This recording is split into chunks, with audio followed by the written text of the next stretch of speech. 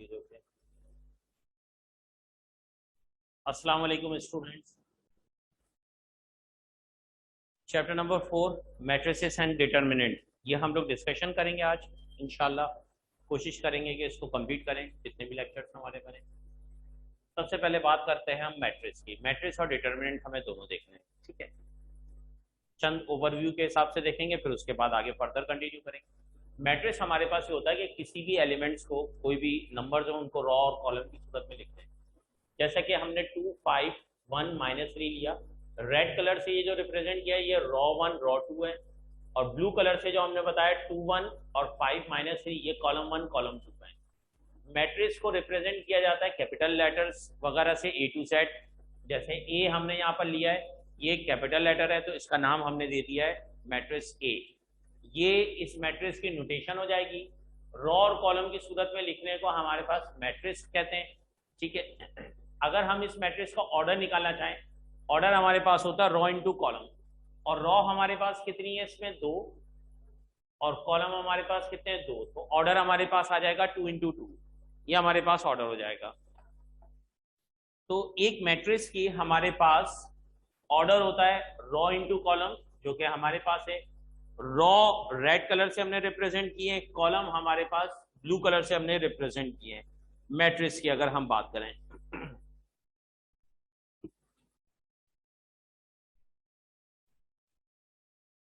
अगर हम बात करें डायगोनल एलिमेंट्स की,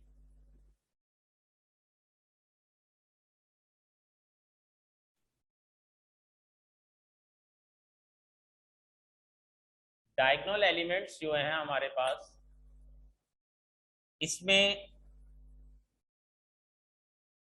रॉ का आई और कॉलम का जे, अगर ये दोनों वैल्यूज आपस में बराबर हो जाएं तो हमारे पास ये कहलाता है आपके पास डायगोनल एलिमेंट्स।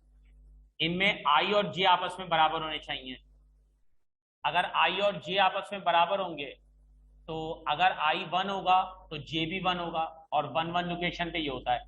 अगर आई 2 होगा तो जे भी 2 होगा, और 2 2 लोकेशन पे -3 होता है। तो इस तरीके से ये डायगोनल बनता है। यानी डायगोनल लेने के लिए आपके पास डायगोनल एलिमेंट्स का पता होना चाहिए, और डायगोनल एलिमेंट्स निकाले जाते हैं आई इज इक्वल टू जे। आई और जे अगर आपस में बराबर हो तो वो हमारे पास डायगोनल एलिमेंट्स कहलाते हैं। और जब इन डायगोनल एलिमेंट्स को एक साथ लिखें तो ये हमारे पास कहलाता है प्रिंसिपल और लीडिंग डायगोनल कहलाता है हमारे पास। प्रिंसिपल डायगोनल डायगोनल या लीडिंग डायगोनल कहलाता है ये हमारे पास, क्योंकि स्टार्ट हमारे पास 2 से हो रहा है, 2 -3, ये हमारे पास डायगोनल कहलाता है। इसके बाद हमारे पास है, अगर हम बात करें रॉ मैट्रिक्स की। रॉ मैट्रिक्स ऐसा मैट्रिक्स होता है जिसमें सिर्फ एक रॉ होती है, ओनली वन रॉ। ऐसा मैट्रिक्स हमारे पास रॉ मैट्रिक्स कहलाता है। जैसे कि 3, इसमें एक रॉ होगी, 3 1, इसमें भी एक रॉ होगी, कॉलम ज्यादा हो, 4 1 2, इसमें भी एक रॉ होगी, कॉलम जितने भी हो। इसी तरह हमारे पास कहलाता है दूसरा कॉलम मैट्रिक्स। कॉलम मैट्रिक्स हमारे पास ऐसा मैट्रिक्स होता है कि जिसमें सिर्फ एक कॉलम हो। एक कॉलम यानी जैसे कि 3 इस तरह दिया हुआ है, या 4 1, एक कॉलम है, रॉ जितनी भी हो, 4 1 2, इसमें 3 रॉ है मगर कॉलम एक है। कॉलम एक होना चाहिए। ऐसा मैट्रिक्स जिसके कॉलम एक हो वो हमारे पास कॉलम मैट्रिक्स कहलाता है, ठीक है। अगर हम बात करें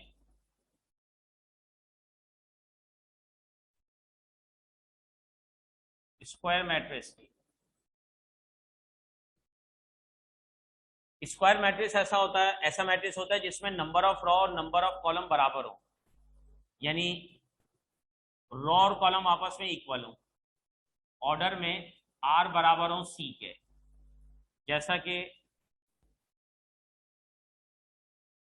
1 2 3 4,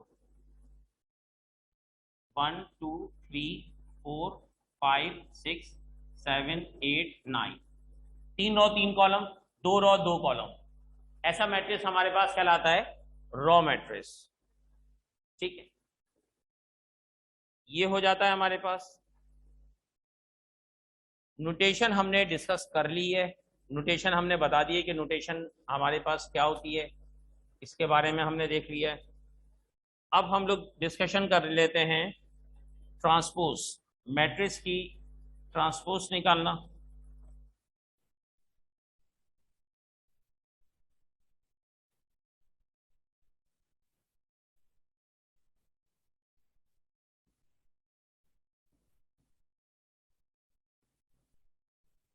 मैट्रिक्स की ट्रांसपोज में हमेशा याद रखिएगा कि जब भी किसी मैट्रिक्स को लिया जाता है, उसकी ट्रांसपोज ली जाती है, तो उनके रॉ कॉलम में कन्वर्ट हो जाते हैं, कॉलम रॉ में कन्वर्ट हो जाता है। जैसे एक मैट्रिक्स है ए, और इसमें आपके पास है ए आई जे, यानी एम एन सी। अगर हम इसकी ट्रांसपोज ले लेते हैं, अगर हम इसकी ट्रांसपोज ले लेते हैं तो हमारे पास ए ट्रांसपोज, तो ये हो जाएगा ए जे आई और एन एम, एम एन हो जाएगा और एन एम हो जाएगा और जे आई हो जाएगा, यानी कंडीशन चेंज हो जाएगी आपके, और रॉ कॉलम हो जाएगी और कॉलम रॉ में कन्वर्ट हो जाएगा। जब रॉ कॉलम और कॉलम रॉ में कन्वर्ट हो जाए तो इसका मतलब आपके पास ये होगा कि हमने ट्रांसपोज ले ली है इसकी, किसी भी मैट्रिक्स की ट्रांसपोज हम ले चुके हैं। ठीक है,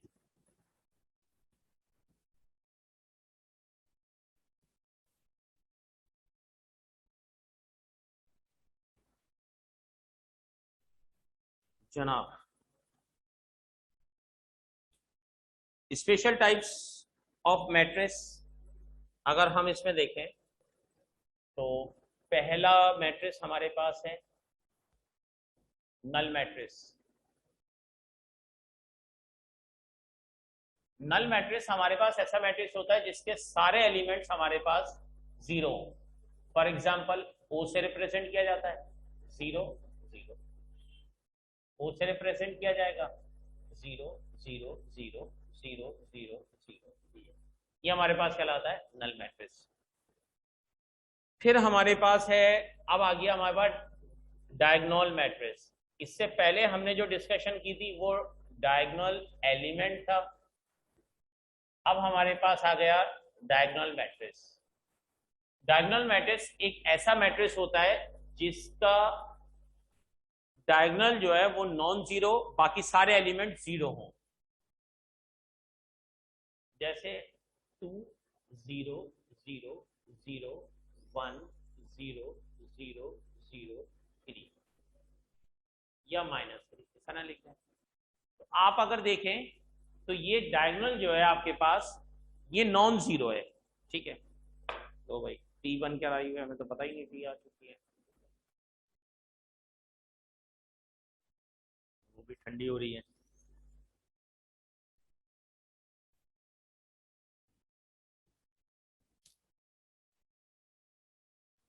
टी पी कर फिर शुरू करते हैं, 1 मिनट का ब्रेक लेते हैं जी। तो डायगोनल मैट्रिक्स की हम लोग बात कर रहे थे और हमने बताया कि डायगोनल मैट्रिक्स हमारे पास एक ऐसा मैट्रिक्स होता है जो इसका डायगोनल हमारे पास नॉन जीरो, बाकी सारे एलिमेंट जीरो हो, तो वो हमारे पास कहलाएगा डायगोनल मैट्रिक्स। इसके बाद हमारे पास डायगोनल मैट्रिक्स के बाद इन्होंने हमें बोला है कि हम बताएं स्केलर मैट्रिक्स। अगर हम बात करें स्केलर मैट्रिक्स की, तो स्केलर मैट्रिक्स हमारे पास एक ऐसा मैट्रिक्स होता है जो डायगोनल मैट्रिक्स का डायगोनल जो वो सेम हो जाए, सेम यानी एक जैसा हो। अगर ये 2 है तो ये 2 हो, ये भी 2 हो और ये भी 2 हो, तो ये मैट्रिक्स कहलाता है डायगोनल स्केलर मैट्रिक्स, कि इसका डायगोनल एक जैसे नंबर हो गए। और अगर हमारे पास एक जैसे जो नंबर है वो 1 1 आ जाए अगर हमारे पास, यानी इसका डायगोनल जो है वो 1 1 हो जाए, तो ये हमारे पास कहलाता है यूनिट मैट्रिक्स या आइडेंटिटी मैट्रिक्स भी बोलते हैं इसको। यानी एक ऐसा स्केलर मैट्रिक्स जिसका डायगोनल 1 हो जाए तो वो हमारे पास कहलाता है यूनिट मैट्रिक्स या आइडेंटिटी मैट्रिक्स। हमने डिस्कस कर लिया, ठीक है।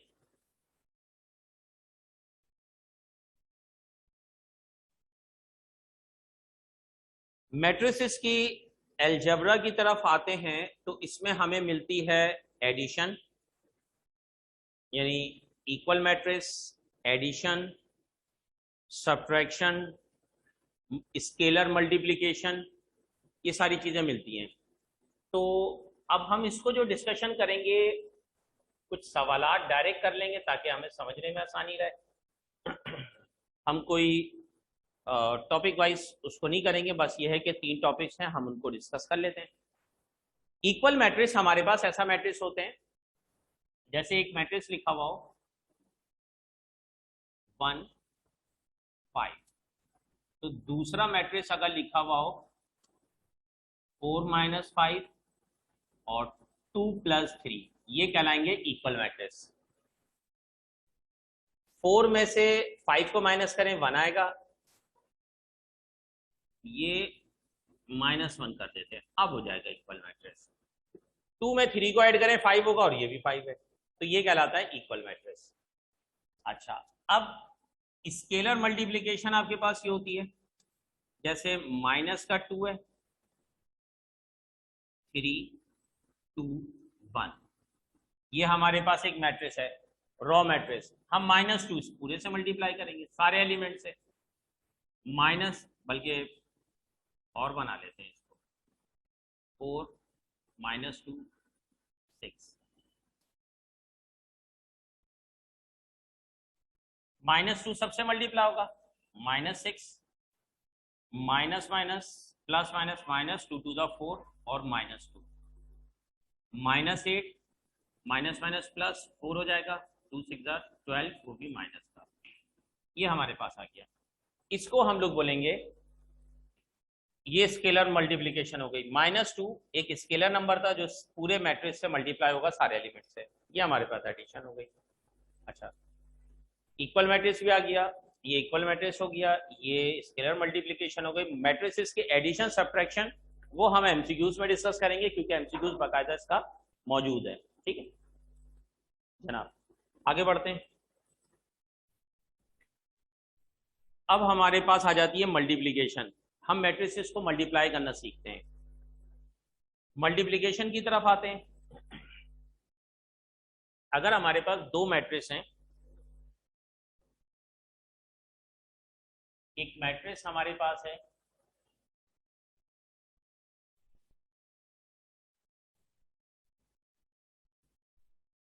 1 2 3 4, दूसरा मैट्रिक्स हमारे पास है 5 6 7 8। जब मैट्रिसेस की मल्टीप्लिकेशन लेते हैं ना, तो इसका तरीकेकार ये होता है कि पहले मैट्रिक्स का ऑर्डर लिखें। पहले मैट्रिक्स में 2 रॉ 2 कॉलम है, आपने लिखा 2 रॉ 2 कॉलम। फिर दूसरे मैट्रिक्स का ऑर्डर लिखें, इसमें भी 2 रॉ 2 कॉलम है। अगर आपके पास इसकी बाद वाली वैल्यू और इसकी पहली वाली वैल्यू इक्वल आ जाए तो इसका मतलब है मल्टीप्लिकेशन पॉसिबल है। तो इसमें दोनों वैल्यू बराबर आ गई तो मल्टीप्लिकेशन पॉसिबल है।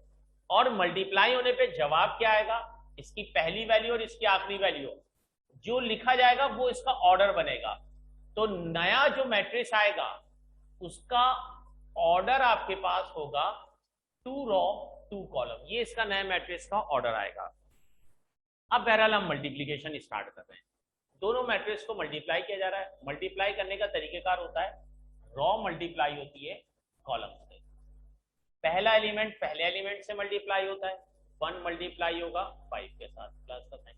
दूसरा एलिमेंट दूसरे से मल्टीप्लाई होता है, 2 मल्टीप्लाई होगा 7 के साथ पहली रो दूसरे कॉलम से मल्टीप्लाई होगी, फर्स्ट एलिमेंट फर्स्ट से मल्टीप्लाई होगा, 1 मल्टीप्लाई होता है 6 के साथ प्लस कोसाइन, 2 मल्टीप्लाई होगा 8 के साथ, ये हमारे पास हो गया।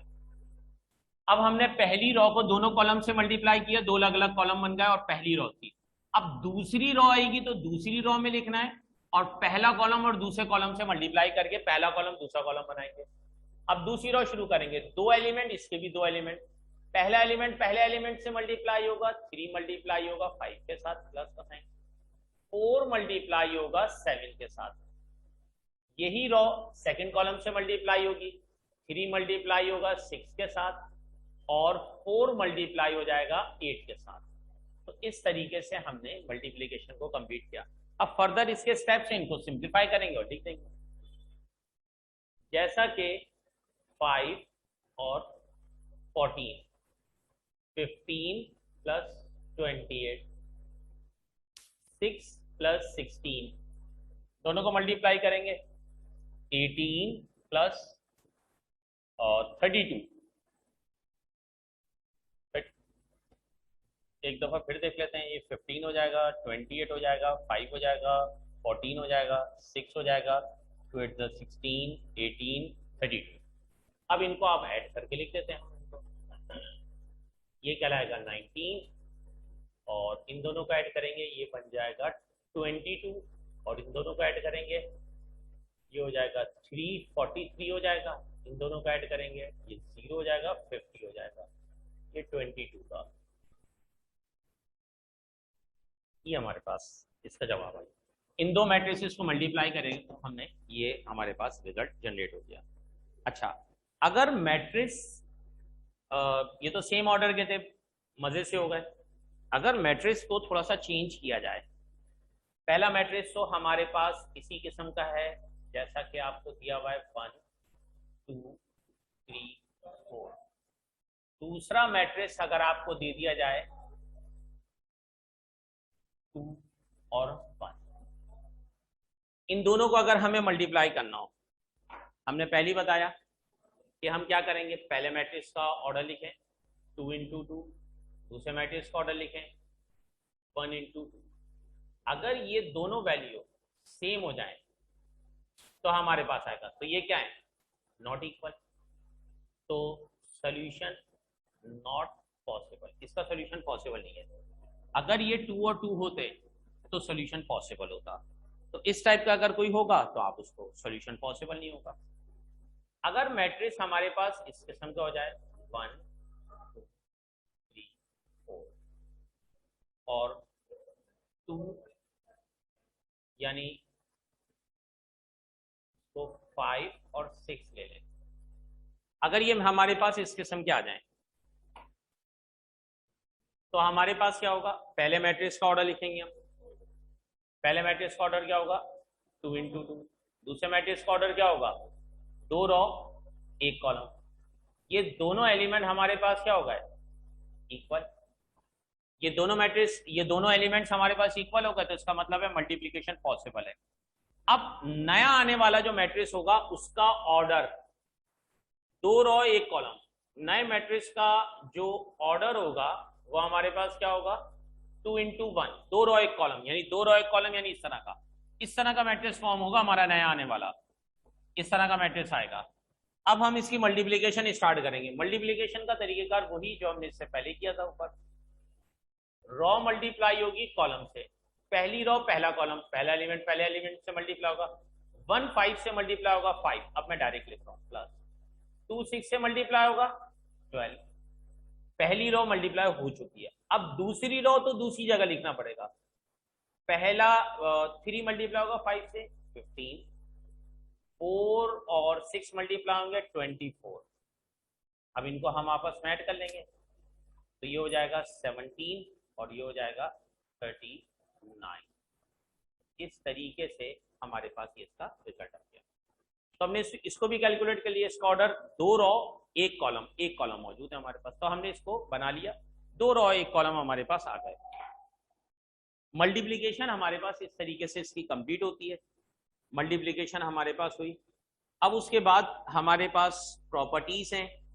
अब प्रॉपर्टीज को देखना होगा। अब इसके लिए देखें, ये सारी प्रॉपर्टीज हैं पेज नंबर 96, 97 और 98 के ऊपर। टॉपिक नंबर 4.6 है, ये मेन टॉपिक है आपके पास। और properties of matrix operation topic number 1 4.6.1। देखिए मैं इन टॉपिक्स को डायरेक्ट मैट्रिसेस बता रहा हूं, आप अपने पास जो है बुक में हाईलाइट करेंगे सारी प्रॉपर्टीज को, ठीक है ना। मैं बोर्ड पे बार बार लिखना बेकार है, मैं इसको आपको इन्फॉर्म कर देता हूं। अच्छा, property number properties of matrix addition, हम इसको डिस्कस कर रहे हैं। टॉपिक नंबर 4.6.1 पेज नंबर 96 की फर्स्ट प्रॉपर्टी को देखें। इसमें कहा जा रहा है A plus B is also a matrix of a same order. A plus B अगर सेम ऑर्डर के होंगे तो आपस में ऐड किया जाएगा, ये एडिशन के हवाले से बताई जा रही है बात। सेकंड प्रॉपर्टी पेज नंबर 97 पे देखें, अगर ए बी सी तीन मैट्रिसेस हो, आपस में ऐड होना चाह रहे हो, तो ए और बी को पहले ऐड करेंगे, फिर उसका जो जवाब आएगा सी में ऐड होगा। फिर इसी तरीके से अगर राइट साइड पे ए बी सी तीन आपके पास प्रॉपर्टी होंगी, तो आप बी और सी को पहले ऐड करें और उसके जवाब को ए में ऐड करें, तब भी जवाब बराबर आएगा। यानी इस लेफ्ट साइड से करें या राइट साइड से करें, दोनों का जवाब बराबर आएगा। थर्ड कंडीशन में अगर दो आपके पास मैट्रिक्स हो, ए को बी में ऐड करें या बी को ए में ऐड करें, तब भी जवाब आपके पास बराबर आने वाला है, ठीक है। अगली कंडीशन में अगर आपके पास ए को जीरो मैट्रिक्स में ऐड करें और जीरो मैट्रिक्स को ए में ऐड करें, जवाब आपके पास ए आएगा। उसके बाद वाली प्रॉपर्टी में ए को बी में ऐड करें और बी को ए में ऐड करें, उसका जवाब अगर जीरो आ जाए तो इसका मतलब यह है कि आपके पास बी जो है वो ए का एडिटिव इनवर्स है या ए बी का एडिटिव इनवर्स है, आप इस तरह बोल सकते हैं। क्योंकि दोनों मैट्रिसेस को आपस में ऐड करने पे जीरो जवाब आने का मकसद होता है कि वो एडिटिव इनवर्स हो गई। जब भी कोई चीज एडिटिव इनवर्स होती है तो उसका जवाब जीरो होता है, और जब भी कोई चीज मल्टीप्लिकेटिव इनवर्स होती है तो उसका जवाब होता है 1। और मैट्रिसेस में 1 नहीं आता है, मैट्रिसेस में आता है यूनिट मैट्रिक्स। यहां तक बात क्लियर हो गई। इसके बाद अगर हम बात करें प्रॉपर्टीज ऑफ स्केलर मैट्रिसेस, ये हमारे पास एडिशन की प्रॉपर्टीज कंप्लीट हुई। प्रॉपर्टीज ऑफ स्केलर मल्टीप्लिकेशन की बात करें तो इन लोगों ने हमें ये बात बोली है कि ए और बी दो मैट्रिसेस ले रहे हैं सेम ऑर्डर के, सेम ऑर्डर यानी एक जैसा ऑर्डर लेना जरूरी है। उसके अलावा ये हमसे बोल रहे हैं कि हमारे पास K1 और K2 दो स्केलर आपके पास जो है मैट्रिक्स हैं, दो स्केलर मैट्रिक्स हैं हमारे पास, सॉरी स्केलर नंबर हैं दो हमारे पास। पहली condition K1 into A is also a matrix of same order. अगर हमारे पास K1 को A से मल्टीप्लाई करें तो उसका ऑर्डर क्या रहेगा, सेम, कोई ऑर्डर पे फर्क नहीं आएगा, बिल्कुल ठीक है। अगर दो नंबर K1 और K2 आपस में मल्टीप्लाई करें और A से मल्टीप्लाई करें, या फिर K2 को पहले A से मल्टीप्लाई करें फिर उसका जो जवाब आ जाए उसमें K1 को मल्टीप्लाई करें, तो किसी किस्म का कोई फर्क नहीं पड़ेगा, एक ही जैसी वैल्यू रहेगी। अंडरस्टूड बात है। देखें K का मतलब हो गया ये वैल्यू -2 कांस्टेंट। ये जो कांस्टेंट है ये इससे इससे इससे इससे और इससे उससे इन सब से मल्टीप्लाई किया था, ये हमारे को मल्टीप्लाई, ये चीज कहलाती है स्केलर मल्टीप्लिकेशन। अच्छा, इस कंडीशन को एक और तरीके से उन्होंने लिखा है, इन्होंने कहा अगर हम आपको दो मैट्रिक्स देते हैं A प्लस बी और उसको K1 से मल्टीप्लाई करें, तो पहले मैट्रिक्स को K1 से मल्टीप्लाई करें यानी A को, फिर दूसरा मैट्रिक्स यानी B को K1 से मल्टीप्लाई करो, इनको आपस में ऐड करें, जवाब आपके पास एक ही रहेगा, बिल्कुल सही है। फोर्थ कंडीशन में बोले जा रहा है कि 1 को अगर मल्टीप्लाई करते हैं A से, देखें अगर इसकी जगह 1 होता तो 1 मल्टीप्लाई होता तो कोई फर्क ही नहीं पड़ता, यानी यही जवाब आता, तो ए ही आएगा। और अगर -1 से मल्टीप्लाई कर देंगे तो जवाब क्या आ जाएगा, माइनस में, क्योंकि डेफिनेटली माइनस की वैल्यू बन जाएगी आपके पास। फिफ्थ कंडीशन में आपके पास है नल मैट्रिक्स को कभी भी किसी मैट्रिक्स से मल्टीप्लाई करें तो उसका जवाब नल आता है, या ए मैट्रिक्स को नल से मल्टीप्लाई करें उसका जवाब भी नल आएगा। कांस्टेंट नंबर को अगर नल मैट्रिक्स से मल्टीप्लाई करें तो उसका जवाब भी नल आएगा, और अगर नल मैट्रिक्स को कांस्टेंट से मल्टीप्लाई करें उसका जवाब भी नल आएगा। अच्छा, नल मैट्रिक्स कहाँ ये है, अगर मैं इस मैट्रिक्स को 3 से मल्टीप्लाई करूं तो 3 0 से मल्टीप्लाई होगा 0, 3 0 से मल्टीप्लाई होगा 0, तो इसका मतलब क्या हुआ कि null matrix as it is रहेगा, उसमें किसी किस्म का कोई फर्क नहीं पड़ेगा। तो ये बात हमारे पास साबित हो जाती है जनाब। तो यहां पर हमारे पास स्केलर मल्टीप्लिकेशन कंप्लीट हुई। अब हम लोग जो डिस्कशन करेंगे वो हम लोग करेंगे properties of matrices multiplication. Matrices की जो मल्टीप्लिकेशन है हम उसके हवाले से बात करेंगे, ठीक है। अच्छा, मैट्रिसेस की मल्टीप्लिकेशन के हवाले से अगर हम बात करें तो हमारे पास प्रॉपर्टीज में इन्होंने कहा है कि ए बी सी तीन हमारे पास मैट्रिसेस हमने लिए जो कंफर्टेबल है हमारे पास एडिशन और मल्टीप्लिकेशन के हवाले से। जनाब, पार्ट वन की अगर हम बात करें तो ए बी को अगर आपस में मल्टीप्लाई करें और उसका जवाब जो आएगा उसको सी से मल्टीप्लाई करें। सेम इसी तरीके से बी और सी को मल्टीप्लाई करें और उसका जवाब जो है उसको ए से मल्टीप्लाई करें, या वन बाय वन तीनों को आपस में मल्टीप्लाई करें। इन सब के जवाब आपस में सेम आएंगे, पहली बात। दूसरी कंडीशन में बोला है कि A multiply by B plus C, B और सी को पहले ऐड करें फिर उसके बाद ए से मल्टीप्लाई करें, या फिर ए को बी से मल्टीप्लाई करें, ए को सी से मल्टीप्लाई करें और दोनों को आपस में ऐड करें, दोनों के जवाब आपस में बराबर होंगे। सेम इसी तरीके से इन्होंने लिखा, सी को बी में ऐड करें फिर उसके बाद ए से मल्टीप्लाई करें, बी को ए से मल्टीप्लाई करें, सी को ए से मल्टीप्लाई करें और दोनों का जवाब सेम आएगा। थर्ड कंडीशन में ए को आई से मल्टीप्लाई करें। आई आपके पास जो है आइडेंटिटी मैट्रिक्स होता है, पर ऑर्डर आपके पास सेम होगा, जो ए का ऑर्डर होगा वही आई का होगा। मल्टीप्लाई करें, आई को ए से मल्टीप्लाई करें, जवाब आपके पास ए ही रहेगा। आई आपके पास होता है यूनिट मैट्रिक्स, ये हमारे पास आई मैट्रिक्स कहलाता है, यूनिट मैट्रिक्स। ये आपके पास कहलाता है आई यूनिट मैट्रिक्स, ठीक है। तो आप इससे मल्टीप्लाई करें, जवाब आपके पास सेम रहेगा। दो मैट्रिसेस को मल्टीप्लाई करें और उसको फिर के से मल्टीप्लाई करें, तब भी आपके पास जो जवाब आएगा, के को ए से मल्टीप्लाई करें, उसका जवाब जो आए उसको बी से मल्टीप्लाई कर दें, या ए को रोकें, के और बी को मल्टीप्लाई करें फिर उसके बाद ए को मल्टीप्लाई करें, तब भी जवाब बराबर आएगा। तीनों तरीकों से आप कर सकते हैं, इन तीनों तरीकों के आंसर आपके पास सेम रहेंगे। लास्ट में आपसे बोला जा रहा है फिफ्थ 98 पेज पे, ए को बी से मल्टीप्लाई करें, बी को ए से मल्टीप्लाई करें और उसका जवाब आपके पास आएगा आई। आई आने का मकसद यह है कि बी जो है ए का इनवर्स है, बी ए का इनवर्स है, तो ये कहलाता है मल्टीप्लिकेटिव इनवर्स की कंडीशन। अब इसके बाद चौथी और आखिरी कंडीशन जो हमें डिस्कस करनी है, property number 4.6.4, properties of transpose matrices.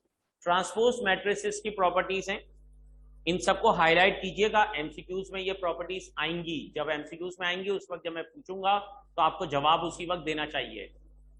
First property आपके पास है ए प्लस माइनस बी, अगर ये कंडीशन हो उसकी ट्रांसपोज लेना हो, A transpose plus minus B transpose ले लें, के और ए इस पूरे के ऊपर ट्रांसपोज हो। अच्छा, इसमें ए और बी मैट्रिसेस हैं, के मैट्रिक्स नहीं है, के कांस्टेंट है, तो ट्रांसपोज सिर्फ मैट्रिक्स की ली जाएगी और के की नहीं ली जाएगी।